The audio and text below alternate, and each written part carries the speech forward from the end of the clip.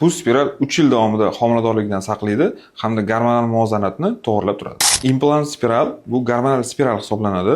Gormonal spiralni afzallik tomonlari ko'proq. Ya'ni afzallik tomonlaridan biri bu 3 yil davomida homiladorlikdan saqlaydi hamda gormonal muvozanatni to'g'rilab turadi. 24 soat davomida kam-kam gormon ishlab chiqarib turadi. Buni bachadon ichiga qo'yiladigan spiraldan afzallik tomonlari ko'p. Bachadon ichiga qo'yiladigan spiralni asoratlari bo'lishi mumkin. Ya'ni bu inorodniy telo hisoblanadi. Inorodniy telo hisoblanganda bachadon o'zi qisqarishga harakat qilib, bachadon ichiga qo'yiladigan spiralni chiqarishga harakat qiladi yoki bachadonni teshib chiqishi mumkin yoki ekspulsiya bachadondan pastga tashqariga chiqib ketishi mumkin. Undan tashqari bachadon ichida polip yoki bachadon miomalari bo'ladigan bo'lsa, buni qo'yish, bachadon ichiga spiralni qo'yish mumkin emas.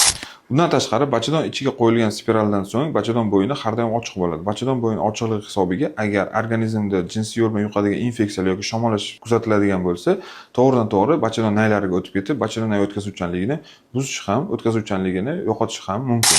Shuning uchun implantat spiral teri ostiga qo'yish bu eng effektiv usul hisoblanadi.